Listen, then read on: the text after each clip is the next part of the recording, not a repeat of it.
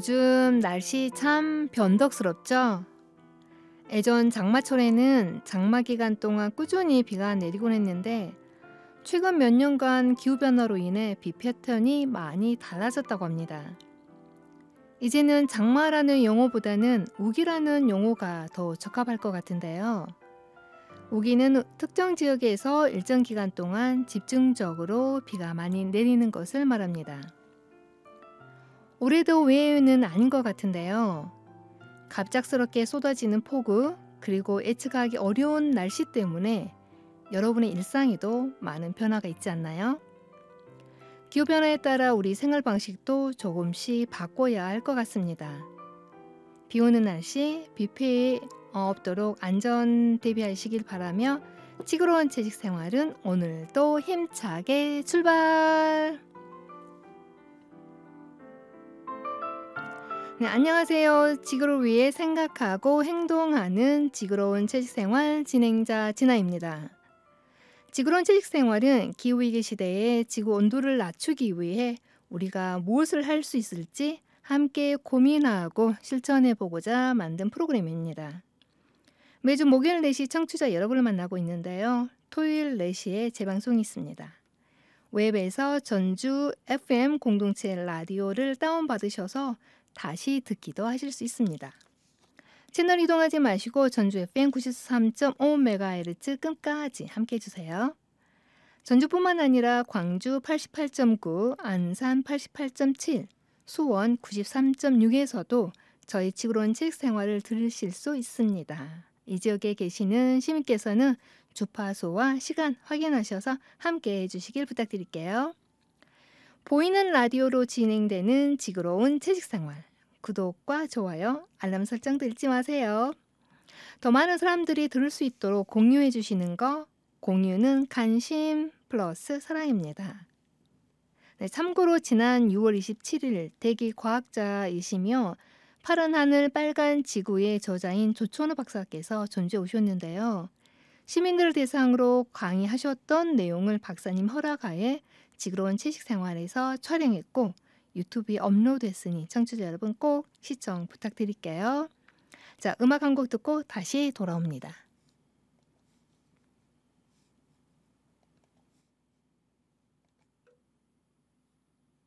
내 발목에 고이고 참았던 눈물이 내 눈가에 고이고 아이고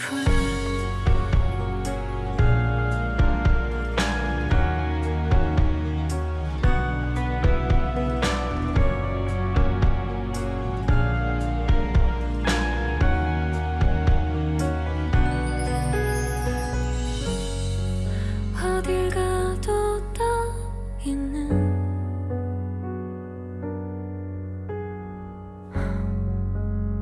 내 작은 먹구름 같이 발딛고 잡아보려고 해도 기가 닿지 않아 항상 손끝 어느새 빗물이 내 발목에 고이고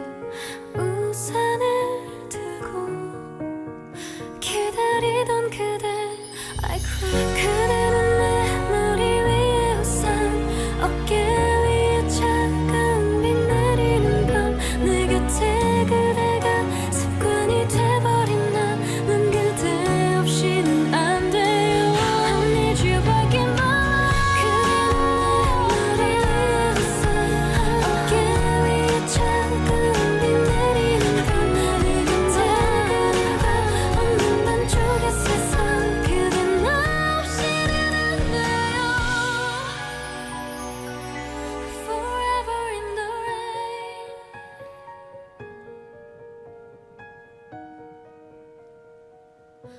Forever in the rain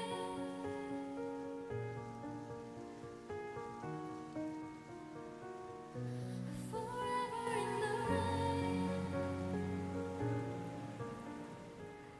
네, 유나의 우산 들으셨습니다. 청취자 여러분, 여러분께서는 지금 전주 FM 93.5MHz 지그러운 채식 생활을 듣고 계십니다. 네, 청취자 여러분 한번 주변을 둘러봐 주시겠어요? 여러분 주변에 어떤 것이 보이시나요? 제가 지금 이곳 스튜디오는 에어컨을 비롯해서 테이블, 컴퓨터, 뭐 제 주변에 지금 있는 모든 것들이 플라스틱으로 만들어진 것 같아요. 여러분 주변 어떠신가요? 자, 그만큼 우리 생활에서 이 플라스틱은 뗄래야 뗄 수 없는 그야말로 필수품이 되어버렸는데 이 필수품이 우리에게 환경적인 문제, 건강의 문제를 가져다 두고 있죠. 그래서 전 세계가 함께 모여서 국제 플라스틱 협약을 지금 준비 중에 있다고 해요. 그래서 그 내용에 대해서 오늘 사람과 환경의 대표 강지훈님을 모시고 이야기 나눠보도록 하겠습니다. 네, 안녕하세요. 예, 반갑습니다. 네, 또 한 달 만에 뵙게 돼서 반갑습니다. 자, 최근에 제가 들은 이야기인데요. 그 제로 웨이스트 샵이 폐업에 유기에 놓였는데 예. 어떻게 했다고 하시는데 말씀 좀 잠깐 부탁드려도 될까요? 전주 최초의 제로 웨이스트 샵 늘미곡이라고 있거든요. 그래서 네. 늘미곡이 5년 동안 우리 지역에서 굉장히 많은 역할을 해왔는데 개인적인 사정으로 이게 좀 종결될 위기에 있었어요. 네. 그래서 저희 사랑과 환경과 전주 지속협에서 지금까지 해왔던 그 지역사회에서 미치는 영향과 제로웨이트 샵의 기능들을 갖다 생각하다 보면은 이걸 그냥 이렇게 종결하기는 너무 아쉽다 해서 그렇죠. 늘미곡을 좀 사랑과 환경이 좀 계속 이어갔으면 좋겠다 해서 늘미곡 2.0이라는 이름으로 다시 리뉴얼해서 같은 장소에서 다시 운영을 갖다 하게 되었습니다. 네, 많은 분들이 폐업에 놓였다고 해서 아쉬워하시는 분들이 많았었거든요. 제 네, 뒤에 그렇죠. 들어보니까. 그런데 다시 2.0, 늘미곡 2.0으로 다시 돌아왔습니다. 같은 장소에서 제로웨스트 제품을 만나실 수 있으니까요. 혹시 청취자 여러분 꼭 필요하시는 분들 가까운 곳에 계신다면 늘미곡 많이 이용해 주시길 부탁드릴게요. 감사합니다. 자, 오늘의 주제인 국제 플라스틱 협약에 대해서 이제 대표님과 함께 이야기를 풀어가도록 할 텐데요. 아마 많은 분들이 이 국제 플라스틱 협약에 대해서 알고 계실까? 사실 저도 개인적으로 몰랐는데 대표님께서 지난번 저희가 자원과 순환 이야기 나눌 때 이 이야기를 말씀해 주셔서 저도 인터넷에 좀 검색을 해봤더니 굉장히 중요한 협약이더라고요. 그래서 많은 사람들이 관심을 가져야만이 그 협약이 우리 사람들이 원하는 방향으로 가지 않을까라는 생각에서 이번 코너에 지금 국제 플라스틱 협약을 준비해봤습니다. 그래서 지난 4월 달에 캐나다 오타와에서 이 국제 플라스틱 협약의 정부 간 이렇게 협상위원회 회의가 있었다고 들었어요. 그런데 이제 시청자 여러분들 또 청취자 여러분들을 위해서 국제 플라스틱 협약이 무엇이고 이 협약이 어떤 의미가 있는지 간단하게 설명 부탁드릴게요. 네, 아까 말씀하신 대로 우리는 지금 플라스틱 시대에 살고 있는 게 맞아요. 예, 그래서 호모 플라티쿠스라는 뭐 얘기도 나오는데 플라스틱이 가지는 그 쓰레기에 대한 악영향, 생산에서부터 폐기까지 이르는 에서 발생하는 온실가스, 그다음에 그 독성 문제 등 쓰레기 문제에 대해서 플라스틱만큼 문제가 많은 물질도 없는 상황이거든요. 네. 그래서 우리가 이렇게 중요한 플라스틱 쓰레기 문제에 대해서 이 플라스틱 플라스틱 시대를 종결할 수 있는 첫 걸음을 갖다 뛰기 시작한 게 이 플라스틱 국제 협약이라고 볼 수가 있거든요. 굉장히 중요한 어떤 그 분기점이 와 있네요. 그렇죠. 네네. 우리가 탄소 중립을 2015년도에 첫 걸음을 띄었듯이 이 네. 플라스틱은 탄소 중립 이후에 최대의 환경의 이슈가 되는 다자간의 협상이라고 보시면 되는데, 좀 더 구체적으로 말씀드리자면은 공식적인 명칭은 해양 플라스틱 문제를 포함한 플라스틱 오염을 끝내기 위한 법적 구속력이 있는 국제 협약입니다. 2022년 2월 28일 제5차 유엔 환경총회, 보통 유네아라고 하거든요. 네. 유네아 2차 회의에서 175개국이 만장일치로 통과됐고요. 파리 기후 협정 이후 최대 규모의 다자간 환경 협약입니다. 중요한 건 두 가지의 방점이 있어요. 네. 한 가지는 플라스틱 생산 소비부터 폐기물 처리까지 전주기, 그러니까 우리가 전 시간에 얘기했던 LCA라고 해서 전주간에 대한 평가와 관리가 들어가 있다는 점이 굉장히 중요하고요. 그래서 이 폐기물 처리까지 전주기에 대한 의무사항 이행 및 감시를 포함해서 전반적인 부분을 다 다루고 있다라는 점이고요. 한 가지 또는 법적 구속력이 있다라는 국제협약이라는 점에서 굉장히 큰 의미가 있다라고 볼 수 있겠습니다. 네, 법적 구속력이 있다라는 게 굉장히 중요하다고 예, 예, 말씀하셨는데, 과거에 이제 전 세계에 있는 리더나 관계자들이 모여서 뭐 환경 문제에 대해서 많은 이야기를 할 때 사실은 법적 구속력이 없기 때문에 대부분 나라들이 자기네들 이렇게 목표를 세워놓고 이행에 대해서는 뭐 목표만 그렇죠. 세워놓고 이행에 대한 팔로우업이 없기 때문에 문제가 돼 있는데, 이건 법적인 구속력이 있다는 것에 아주 큰 의미가 있다고 보겠네요. 예, 예, 네. 그렇습니다. 그리고 이게 이제 언제부터 이게 시작이 된 건가요? 조금 거슬러 올라가야 되는데요. 국제 협약 필요성이 대두된 건 한 2014년 정도로 거슬러 올라가야 되는데요. 유엔 환경 계획이라는 유네프라는 국제 기구가 있어요. 거기서 그 유엔 기구 목적을 실현하기 위해서 유엔 환경총회라고 하는 유네아를 2년에 한 번씩 케냐 나이로비에서 열거든요. 네. 거기는 193개국의 국가를 대표하는 뭐 환경의 수장들이라고 할 수 있는 장차관들이 참여하는데, 2014년 당시에 가장 중요했던 이슈는 해양 오염 문제였거든요. 네. 그래서 해양 문제 오염의 가장 주범이 되는 폐플라스틱과 미세플라스틱 문제를 어떻게 해결할 것이냐에 대한 논의를 이어오다가 조금 더 나가서 아예 플라스틱 오염을 종식시켜야 된다는 목소리에 좀 힘이 실렸어요. 그래서 2022년 2월 5차 환경총회에서 참여국 175개국 만장일치로 국제협약을 제정하기로 결정을 했고요. 세부 협상 내용을 조율하고 이행하는 데 있어서 좀 필요한 것들이 아까 말씀하셨던 정부 간 협상위원회라고 INC라고 보통 얘기를 하거든요.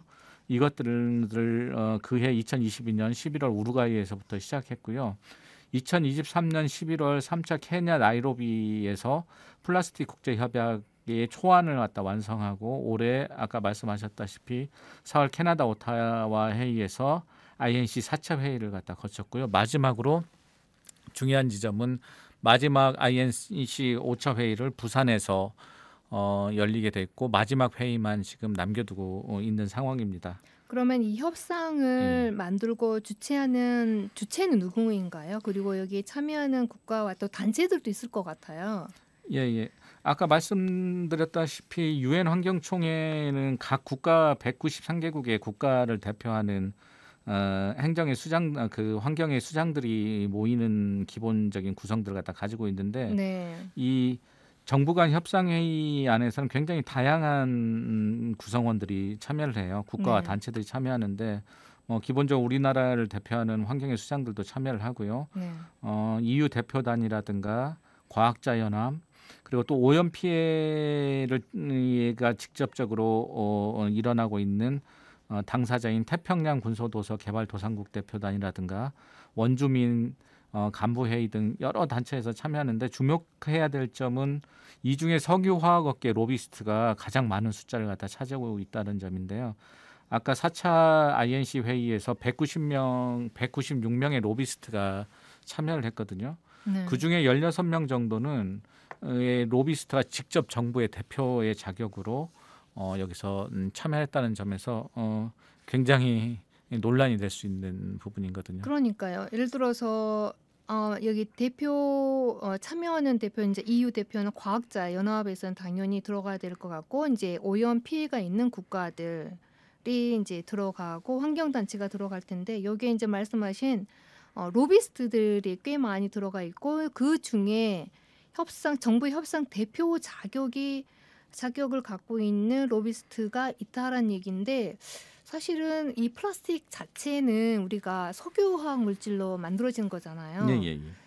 그렇다면 이 국제 그 플라스틱 협약은 어떻게 보면 플라스틱을 종식시키기보다는 하여튼 플라스틱을 조금 문제를 해결하기 위해서 만드는 것인데 이 화석연료와 석유화학 기업이 참여를 했다는 것은 이런 기업이 플라스틱과 이해관계가 있는데 과연 이들이 주장하는 것은 무엇일까요?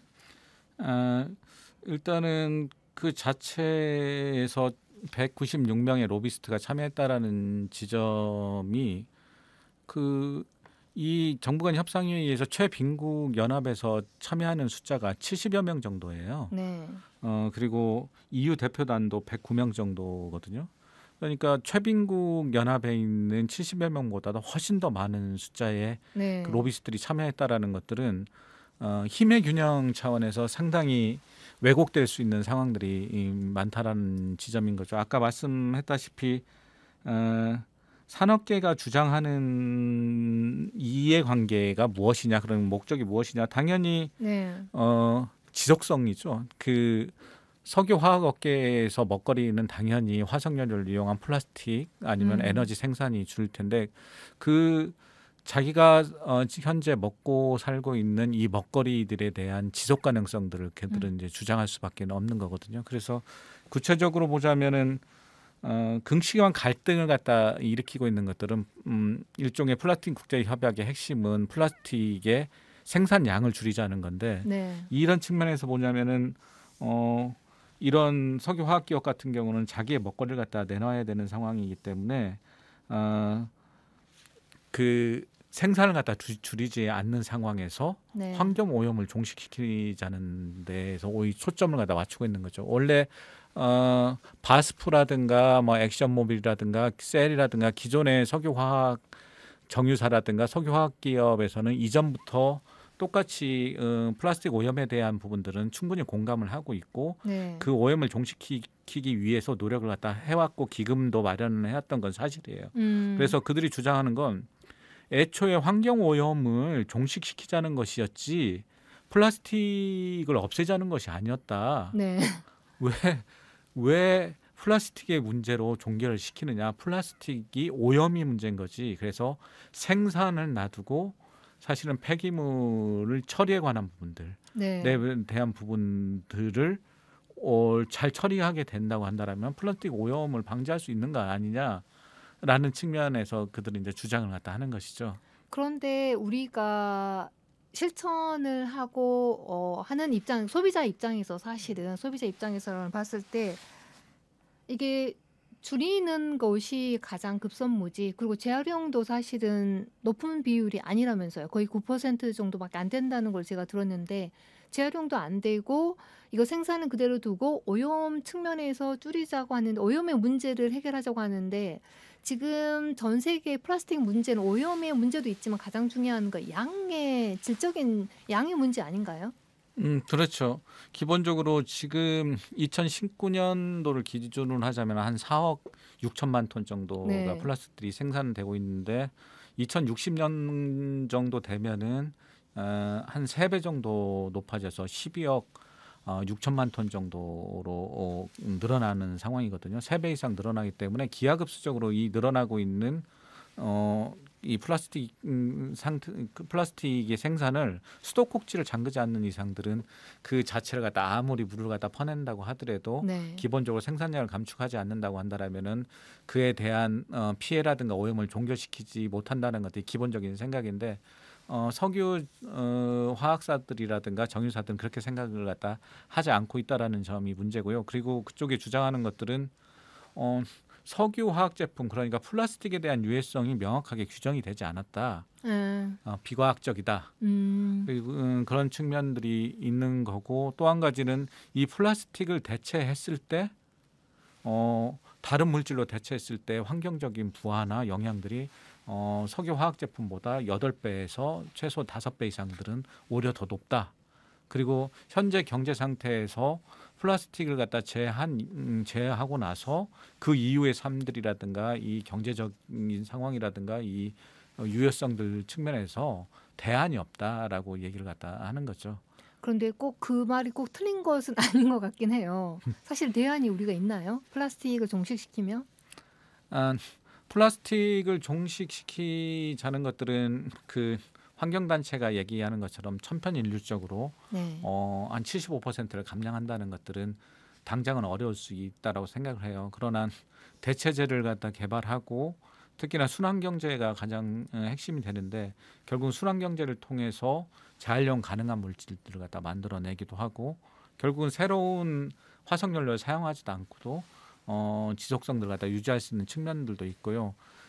그 다음에 플라스틱 독성들을 없애는 플라스틱 독성 물질들을 규제해서 플라스틱을 갖다 좀 더 안전하게 사용할 수 있는 그런 측면에서 규제를 갖다 하는 것들은 굉장히 유의미할 수 있다라는 측면이 있는데요. 물론 감축도 충분히 가능하다라고 생각이 듭니다.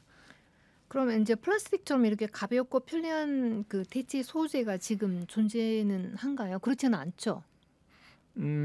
플라스틱을 대체를 한다는 것들은 쉽지는 않은 상황이기는 네. 해요. 네. 그렇긴 하지만은 지금 무분별하게 지금 플라스틱의 사용량을 보자면은 건축 자재라든가 뭐 자동차 내장재 이런 등등에 쓰이는 내구재 같은 경우는 56%예요. 그 정도는 상당히 사용 기간도 길고 그 목재라든가 콘크리트를 대체하기도 하고 다른 뭐 유리라는 것들을 갖다 대체할 수 있는 그나마 건강할 수 있는 소재라고 보는데 나머지 44%는 포장재예요.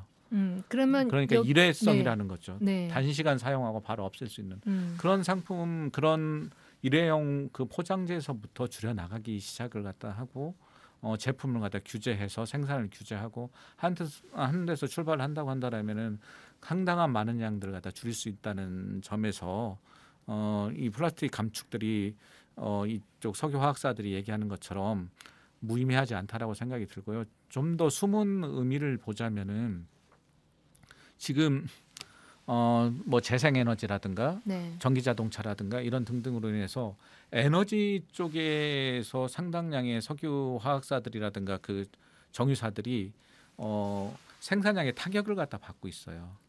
에너지가 지금 화석 연료에서 재생 에너지로 가기 때문에 예. 수요와 공급의 측면에서 문제가 있는 거죠. 정유사들이 지금 그렇다는 얘기시죠? 그렇죠. 그래서 네. 에너지 저감으로 인한 네. 풍선 효과가 발생하는 거죠. 석유 화학사라든가 정유사들은 일정 정도의 자기 먹거리를 위해서 여전히 화석연료 사용을 늘려야 되는 상황인데 오히려 점점 에너지 쪽에서는 줄여나가고 있으니까 거기에 대한 활로를 플라스틱에서 찾고 있는 거죠. 네. 그래서 그만큼 에너지 생산에서 줄어든 만큼 플라스틱을 통해서 그 에너지 저감에 대한 부분들을 만회하려고 하는 측면이 가장 크다는 거고요. 그런 측면에서 보자면은 정유사들 같은 경우들이 석유 화학사랑 약간 좀 다르거든요. 네. 정유사들은 일반적으로 업스트링 회사라고 많이 해요.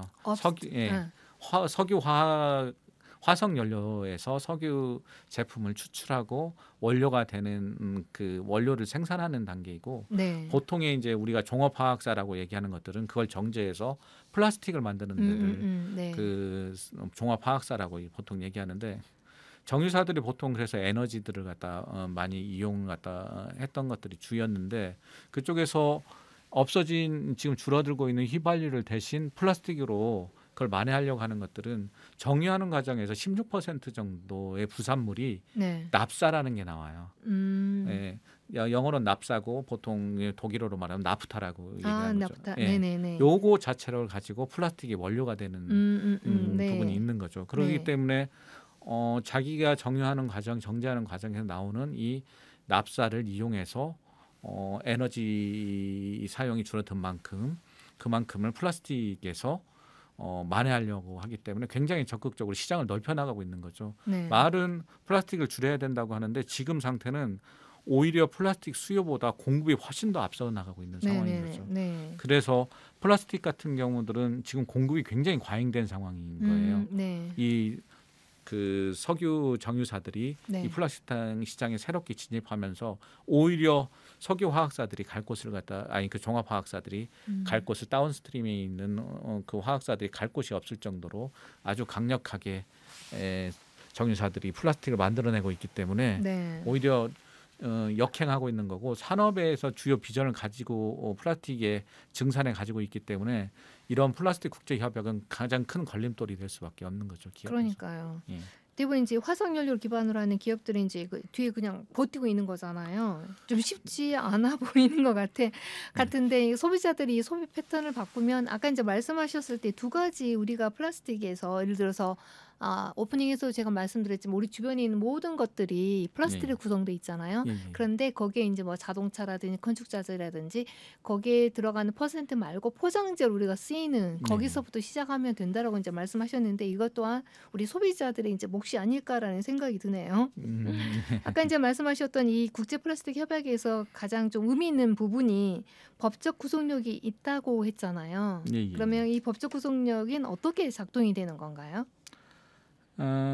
법적 구속력이 일종의 국제 협약이 비준이 되면은 네. 그 해당 각 국가에서는 국내 법에 적용을 하게끔 강제력을 가지고 있어요. 네. 그래서 우리가 전에 교토의정서 같은 경우는 직접적인 구속력들이 없었기 때문에 네. 교토의정서가 채택됐을 당시만 해도 큰 변화를 갖다가 우리가 못 느꼈었거든요. 네. 근데 우리가 법적 구속력이 있는 최초의 국제 협약이라고 볼 수 있는 이 파리 기후 협약 같은 경우는 법적 네. 구속력들을 강제하기 때문에 네. 각 국가에서는 특정 기간 그래서 2050년까지 몇 %를 줄이겠다는 구체적인 목표를 세웠고 거기에 관련된 하위 법률들을 만들어내기 시작한 거죠. 그래서 우리가 지금 얘기하는 국가의 목표가 생기기도 하고 법적으로 순환경제법이나 이런 것들을 통해서 규제를 갖다 하기 시작을 했었거든요. 네. 그래서 그런 의미에서 보자면은 법적 구속력이 있다라는 것들은 굉장히 구체적 우리나라에 대해서 그걸 규제할 수 있는 법률이 제정되기도 하고 그 법률에 따라서 구체적 목표 수행을 갖다 할 수 있는 가장 기반이 되기 때문에 기존의 규범적 가치를 갖다 주장하는 그런 협약에 비하자면 굉장히 중요하고 굉장히 핵심적인 부분이라고 할 수 있고요. 그 외에도 국제 통상 질서의 압력들이 굉장히 강하게 영향을 미치는 부분도 있습니다. 그래서 보통 우리가 탄소세라고 하는 CBAM이라고 정확히 말하자면은 탄소 국경 조정 제도라고 해서 2026년부터는 유럽에서는 탄소에 대한 직접적인 그 탄소세를 부과하기, 탄소 발생이 가장 많이 되는 6개 품목에 대해서 6개 분야에 대해서는 직접적인 탄소세를 갖다 부과하는 정하고 있거든요. 그래서 이런 식으로 구속력들이 강해지고 그 자체가 직접적인 국제 통상 질서에도 영향을 갖다 미치기도 하고요.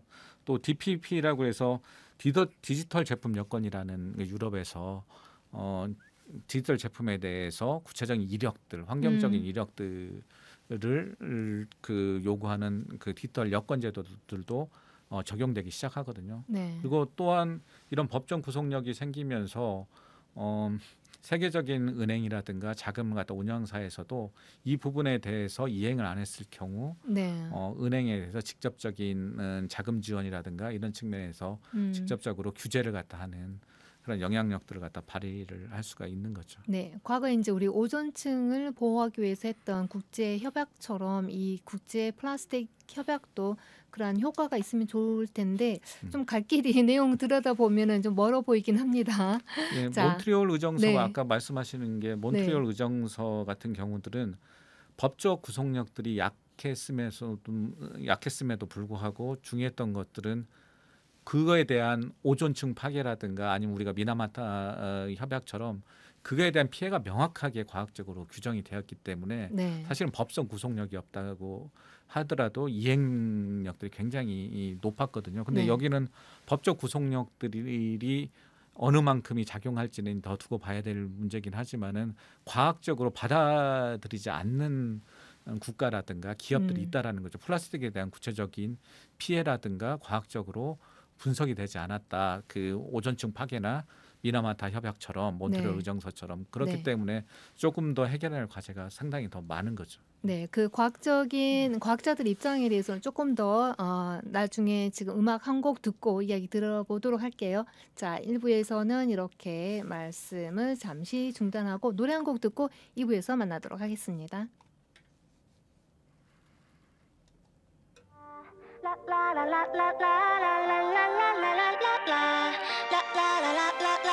You and me in the moonlight 별꽃 축제 열린 밤 파도 소리를 들고 춤을 추는 이 순간 이 느낌 정말 딱이야 바다야 우리와 같이 놀아 바람아 너도 이쪽으로 와 달빛 조명 아래서 너와 나와 세상과 다 같이 party all night long yeah it's good if you wanna have some fun 짭짤한 공기처럼 이 순간에 특별한 행복을 놓치지 마 One, two, three, let's go do it all 날아갈 때 춤추러 가 Hey, let's dance the night away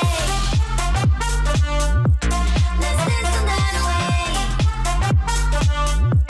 Yeah One, two, three, let's go 저 바다로만 들릴 때 소리 질러 Let's dance the night away Dance the night away Let's dance the night away Dance the night away Let's dance the night away You and me in this cool night 미소 짓는 반쪽 딸 언젠가 너와 나 저 달 뒷면으로 가 파티를 여기로 약속 Yeah it's good If you wanna have some fun 은빛 모래알처럼 이 순간의 특별한 행복을 놓치지 마 One, two, three, let's go 저 우주 위로 날아갈 때 춤추러 가 Hey, let's dance the night away Let's dance the night away Yeah One, two, three, let's go 저 바다 건너 들릴 때 소리 질러 Let's dance the night away 오늘이 마지막인 듯 소리 질러 저 멀리 끝없이 날아오를 듯 힘껏 뛰어 더 높이 오늘이 마지막인 듯 소리 질러 저 멀리 쏟아지는 별빛과 Oh let's dance the night away Let's dance the night away Yeah One, two, three, let's go 저 바다 건너 들릴 때 소리 질러 Let's dance the night away Yeah, yeah, yeah Yeah, yeah, yeah Yeah, yeah, yeah Let's dance the night away Let's dance the night away Let's dance the night away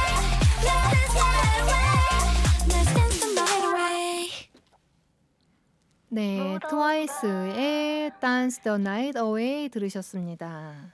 자, 2부에서도 사람과 환경의 강재현 대표님과 함께 계속 국제 플라스틱 협약에 대해서 이야기를 나눠볼 텐데요. 여러분께서는 지금 전주 FM 93.5 지그러운 채식 생활을 듣고 계십니다. 채널 이동하지 마시고 끝까지 함께 해주세요. 2부에서는 협약에 대한 구체적인 내용에 대해서 이야기를 나누도록 하겠습니다.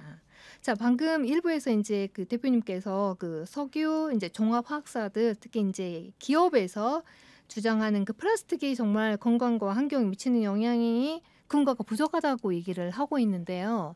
과학자들의 입장에서는 이 부분에 대해서 어떻게 받아들이고 있는 건가요?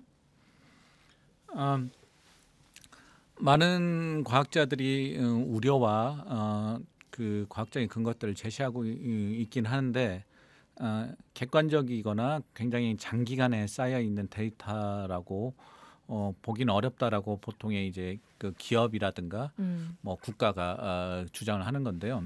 보통 우리가 단순히 기업이라고 표현하기는 좀 어렵고 네. 이 기업의 자국의 산업을 보호하려고 하는 그런 국가까지 쉽게 말하자면 뭐 이런 산유국이라든가 중국이라든가 인도라든가 이 자체가 굉장히 산업적으로 중요한 위치에 있는 국가들까지를 포함한 쪽에서는 좀 더 오랫동안 축적되고 객관된 자료, 적어도 30년 이상 추적해서 그에 대한 명확한 객관적인 자료들을 내놔라. 그렇지 않다라고 한다면 플라스틱은 여전히 버려져서 오염이 되는 게 문제지 현재로는 가장 안전한 물질이라고 판단한다라고 보통 그쪽에 주장을 하고 있는 거죠. 그러니까 이제 기업뿐만 아니라 사실 우리나라도 플라스틱을 많이 생산하는 나라가 되는 거죠. 중국이나 인도에서는 이제 그 기업이 아니라 나라 국가에서 이제 그런 얘기를 한다는 얘기잖아요. 왜냐하면 그 자국의 그 산업과 관련이 있기 때문인 거죠. 네, 예. 네네 그렇군요. 우리나라 같은 경우도 네. 우리는 굉장히 최다 그 소비국이면서 최다 또 생산국이에요. 최다 소비. 예, 구체적으로 말하자면은 네. 1인당 배출량은 세계 3위 정도고 네. 우리나라는 뭐 중국, 인도에 이어서 세계 5위권 안에 꼭 드는 또 석유화학 강국이기도 해요. 네, 네. 그러니까 굉장히 또 많은 생산을 갖다는 생산국이기 때문에 네. 상당히 그래서 우리나라의 자세가 애매모호한 상황인 거죠. INC 5차 마지막을 결정하는 회의에 개최국 당사자임에도 불구하고 상당히 애매모호한 입장들을 갖다 취하는 그러겠네요. 거죠. 그래서 보통 중간국이라는 표현들을 갖다 많이 해요. 그래서 이걸 강하게 야심찬 목표를 가지고 문제를 해결하는 집단이 있고 또 이 플라스틱의 산업에 대한 지속 가능성을 위한 아주 보수적인 집단이 있다라고 한다라면은 그 가운데에서 좀 껴있다라고 보시면은 되고요. 예. 그래서 우리나라 같은 경우도 단순히 무작정 천편일적으로 이렇게 줄이자라고 하기에는 산업적인 영향들도 상당히 있는 편입니다. 왜 그러냐면은 대기업들이 생산 원료를 업스트림을 담당하고 이 다운스트림 그러니까 석유화학 제품을 만드는 데들은 대부분 중소기업이고 그 네. 2만 개가 넘어요. 한국에서요. 그리고 거기에 종사자들도 20만 명이 넘는 네. 상황이기 때문에 거기에 대한 정의로운 전환까지도 고민을 갖다 해가면서 우리의 주장들을 갖다 펼쳐야 되기 때문에 정부가 조금 더 소극적이나 조심스러운 쪽으로 빠지고 있는 건 분명한 것 같습니다. 근데 이게 이제 2022년도에 이제 1차를 시작해서 지금 4차까지 끝나고 한국에서 11월 부산에서 5차 회의가 있을 텐데 그리고 이제 종결이 되는 거잖아요. 그런데 그렇죠. 너무 시간이 2년이라는 시간이 좀 굉장히 짧다라는 생각이 들어요. 예. 이제 원래 시작은 2014년도에 그런 어떤 문제를 제기해왔지만 실질적으로 전 국가나 아니면 관계자들이 모여 앉아서 이야기를 나눈 것은 2년밖에 되지 않았는데 이 짧은 기간 동안에 많은 의견들을 모아서 그 말씀하신 이제 정의로운 전환도 필요하잖아요. 그 업종에 이제 근무하는 어떤 직원들을 포함해서 또 그 나라의 산업 이제 기관이기도 하기 때문에 그런데 너무 짧은 기간은 아닌가 싶은 생각이 드는데요. 이번에 그럼 5차에서 끝나면 완전히 끝나는 건가요? 현재로는 INC 5차 회의를 거쳐서 거기에 네. 정리된 문구를 보통의 우리가 파리 기후 협약이라고 했던 것처럼 네. 이 5차 회의에 끝나니까 보통 그 부산 국제 협약이 되는 건 아니고 네. 이 INC 회의를 다 거쳐서 거기 참여하는 숫자가 한 2천여 명에 가까우니까 거기서 논의되고 정리된 문안을 가지고 정권 외교 회의라는 곳들을 갖다 거쳐요. 네. 거기서 통해서 장차관들이 대표자급들이 와서 이걸 채택하는 과정들이 필요한 거고 그 이름 도시를 따서 보통 파리 기후 협약처럼 그래서 네. 정권 외교 회의가 하나가 남아 있다라고 보시면 되는데 거기는 한 4개국 정도가 서로 지금 각축을 갖다 벌이고 있는데 네. 가장 앞서 나가는 국가들이 자기 이름을 다 이제 써로 쓰려고 하는데 르완다가 HAC라고 가장 야심차게 네.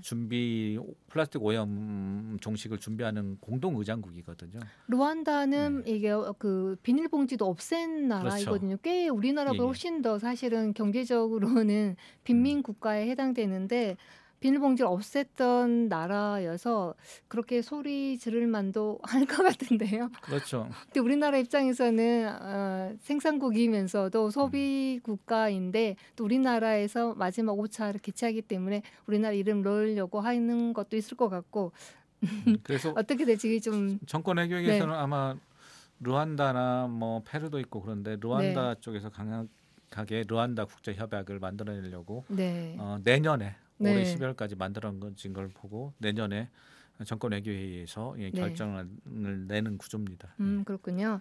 그러면 이제 그 내용을 좀 더 들어가 볼게요. 예, 예, 이제 4차 회의에서는 주로 어떤 내용들이 논의되었는지 좀 궁금하거든요.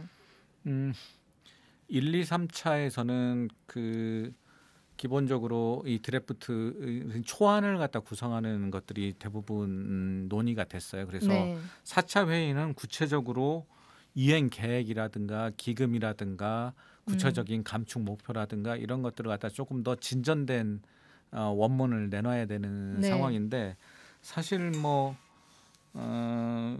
협약의 범위라든가 무엇을 어느 만큼을 감축해야 될 것인지 아니면 공동 목표의 달성 여부에 대한 진전이 거의 없는 상황이에요. 그나마 조금 더 초안이 방대해서 이걸 정리를 간소화하는 작업들에 대해서 진전이 있다고 하는데 그것들도 사실은 괄호라고 하는 물음표 네. 거기에 옵션을 달고 이거에 대한 다양한 의견들을 수용하다 보니까 지금 부산국제협약에서 정해야 될 그 문구 자체가 3,500개가 넘는 문구를 남겨놓고 있는 거죠.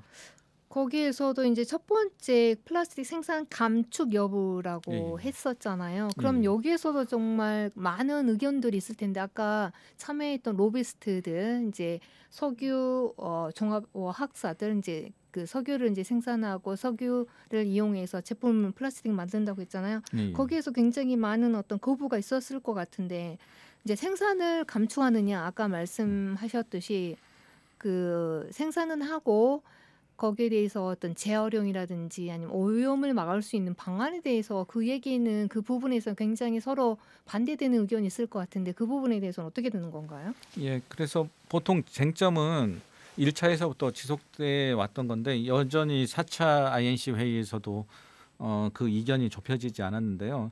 크게 쟁점을 한 4가지 정도로 살펴보면 아까 처음에 말씀하셨던 플라스틱 생산 감축 여부예요. 일부 이 산유국이라든가 이 그 생산국에서는 플라스틱 생산 자체에 대한 감축을 전혀 목표에서 빼라는 거거든요. 그래서 플라스틱 생산 감축 때 재활용 우선들이 충돌하는 과정인데 좀 더 자세하게 들여다보면 플라스틱 생산 감축은 이제 1차적인 화석연료의 생산을 줄이는 1차 폴리머 생산을 규제하는 것. 네. 당연히 거의 반대를 하겠죠. 네. 두 번째는 보통 우리가 위험 물질이라고 하는 우리가 뭐 통상적으로 뭐 그 위험 물질 플라스틱 중에 위험 물질이 되는 것들에 대한 독소를 줄이는 것들. 네. 그리고 세 번째 줄이는 것들은 일회용품 등 단시간 안에 네. 사용되는 것들을 줄이는 것들.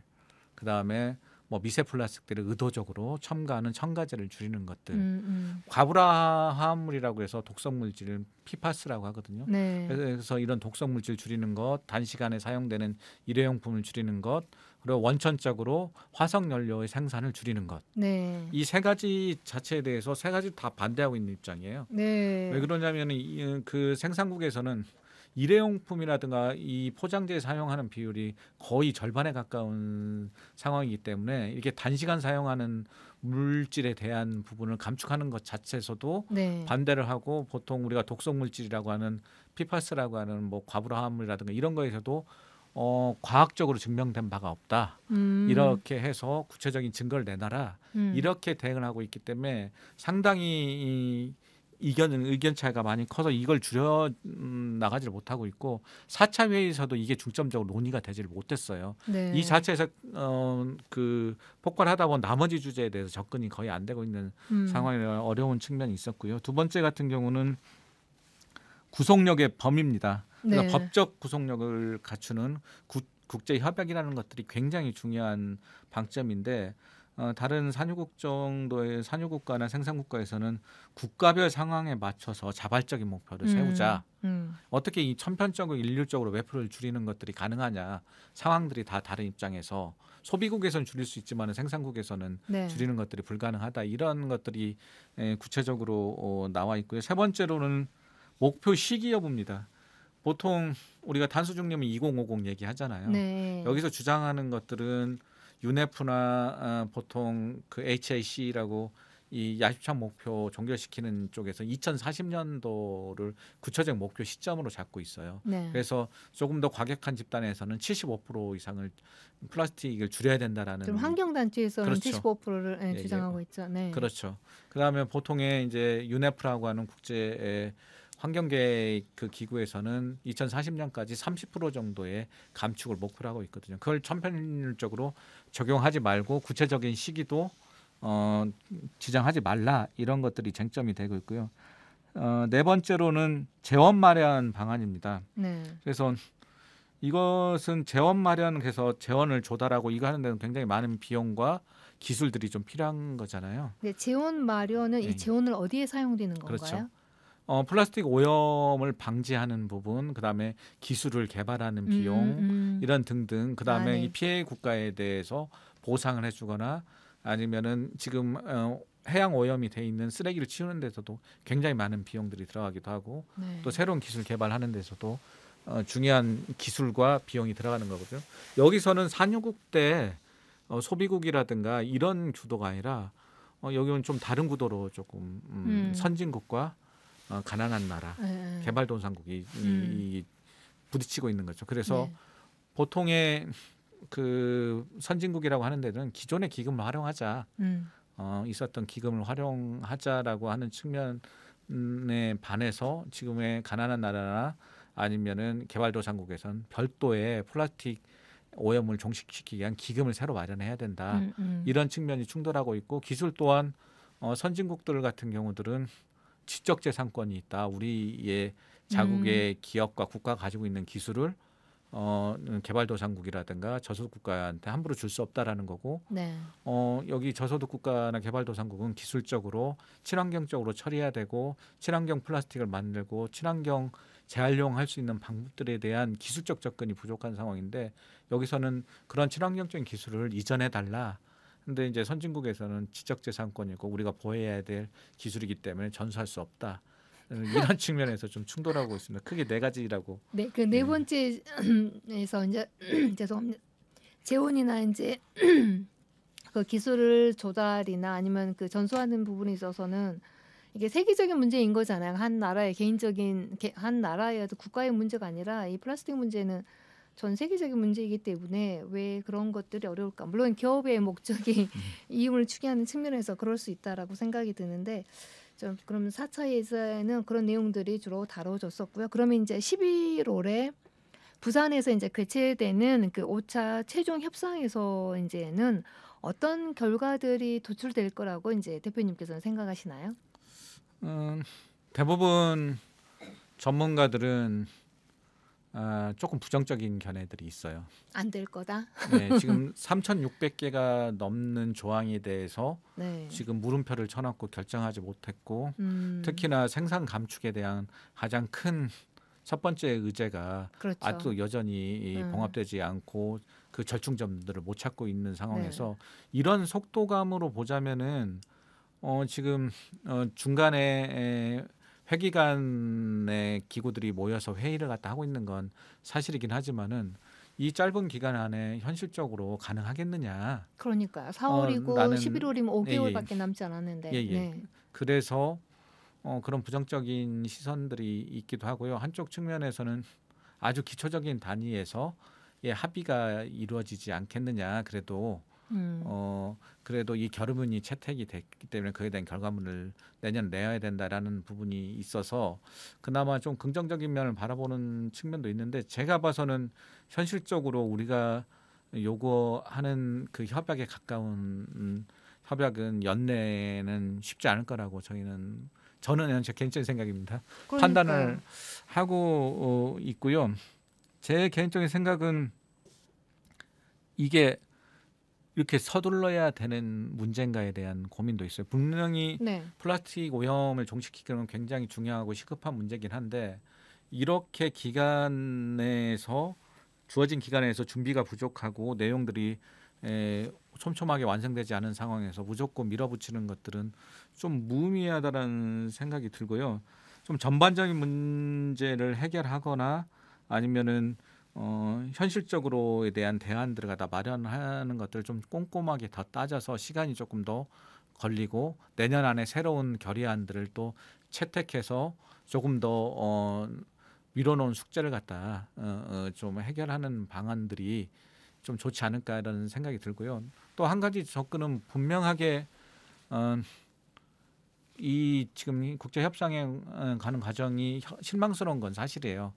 그렇긴 하지만 그걸 자체를 그렇게만 바라볼 필요는 없다라고 저는 봐요. 분명히 전개가 실망스러운 건 사실이지만은 이 자체가 계기가 되는 건 분명히 있거든요. 네. 그래서 순환 경제를 통해서 이 순환 경제의 필요성들이 굉장히 우리 앞으로 다가왔다라는 측면도 있고 구체적으로 플라스틱을 줄여가는 이유나 아니면 플라스틱에 대한 유해성들에 대한 것들을 과학적으로 밝혀야 되는 이런 근거나 계기들이 조금씩 하나하나씩 좀 만들어지는 과정도 있기 때문에 물론 우리가 풀뿌리 연대처럼 강력한 주장하는 것들도 당연히 해야 되는 측면이 있지만은 이 부분에서 분명히 우리가 얻고 가거나 이 지점에서 우리가 분명히 이게 인식하고 가야 될 계기가 된 것들은 확실하게 맞다라고 생각이 들고요. 당연히 줄여 나간다는 것에 대해서 체계나 이런 것들 만들어야 가지만 그렇다고 해서 너무 실망스러워서 국제 협상에 대해서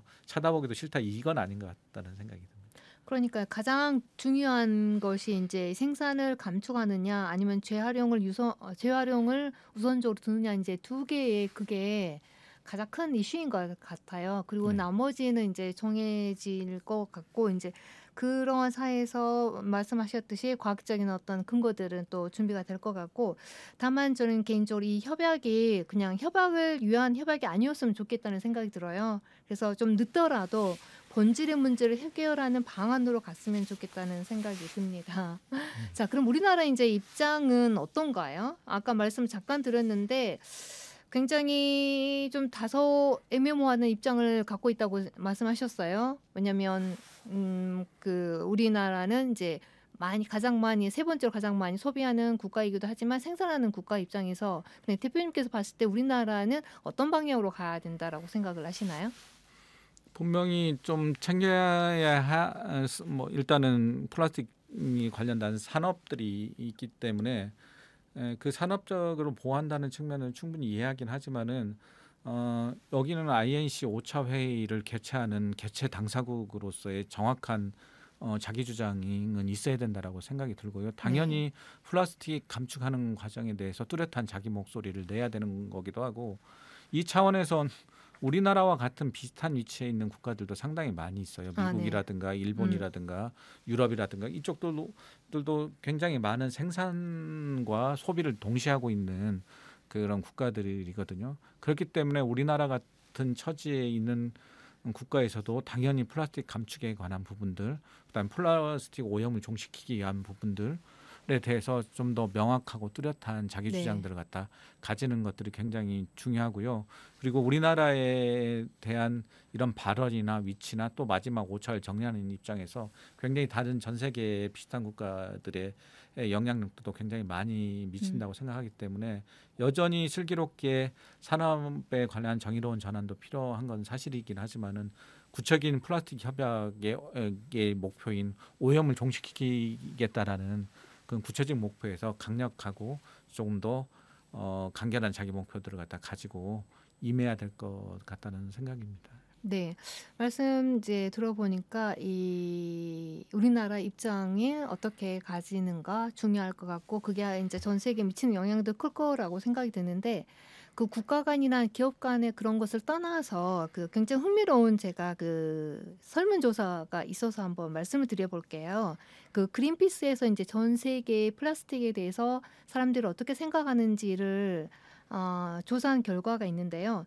전 세계 시민의 10명 중에 8명이 플라스틱 오염 문제를 해결하려면 생산 감축이 필요하다라고 대답했다는 얘기예요. 네. 그러니까 모든 사람들은 생산 감축을 필요로 하고 있는데 지금 문제는 이제 기업 관련된 기업 이해관계에 있는 기업이 문제인 것 같고요.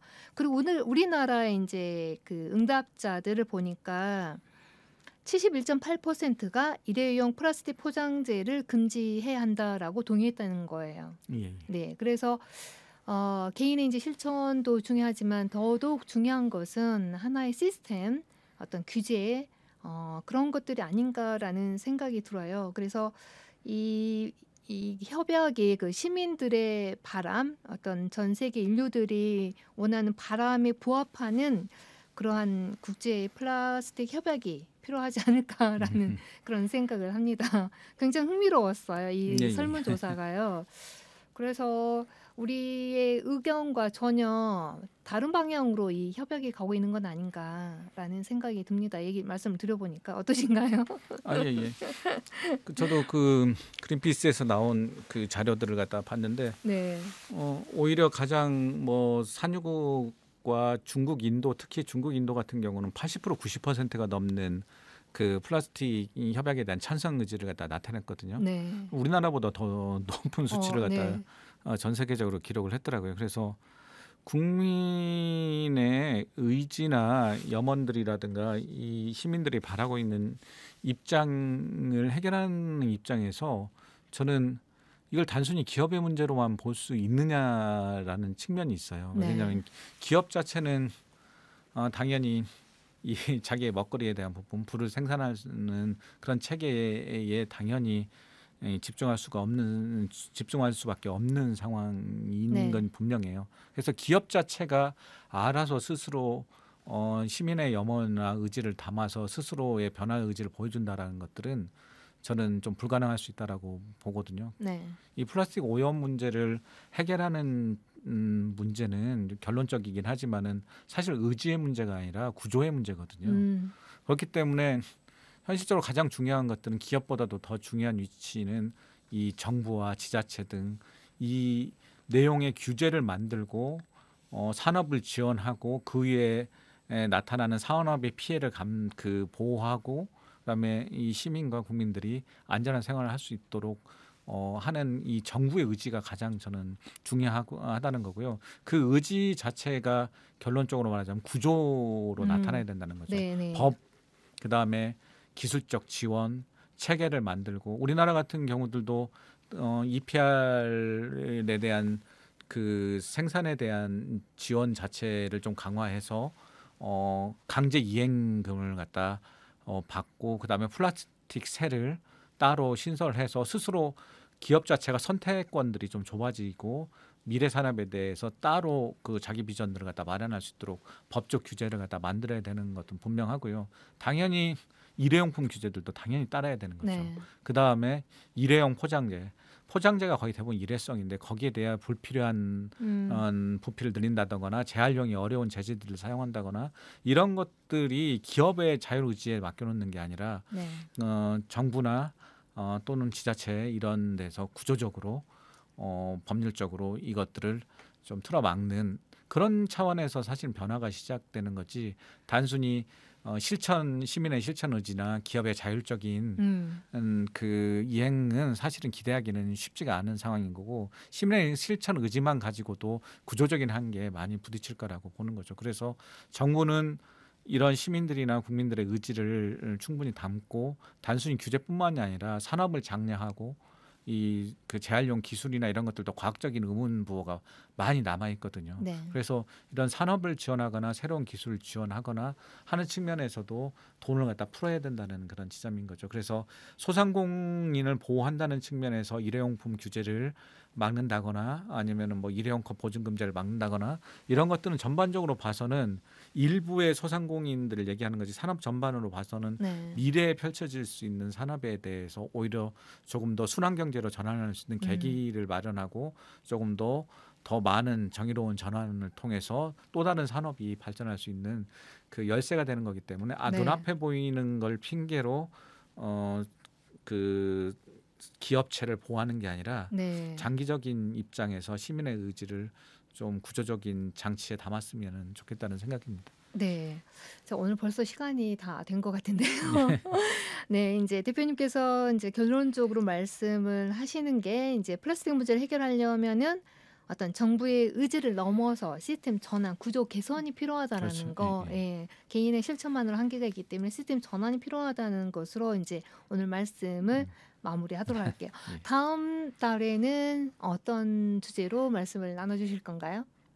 음식물에 관련돼서 얘기를 네, 하고 음식물 싶었어요. 쓰레기 말씀하시는 건가요? 예, 우리 전주 네. 지역에서 안타까운 사고도 많이 발생을 했고 네네. 전 세계적으로 가장 낭비되고 있는 축의 하나가 음식물에 관련된 거거든요. 세상의 절반은 네. 굶주리는데 또 절반은 남아도는 네. 음식물에 대한 그 메커니즘에 대해서 네. 한번 얘기를 해봤으면 좋겠습니다. 네, 다음 시간에는 음식물 쓰레기에 대해서 얘기 나눠보도록 하겠습니다. 자, 이렇게 해서 오늘 자원과 순환 코너에서 국제 플라스틱 협약에 대한 내용을 들어봤습니다.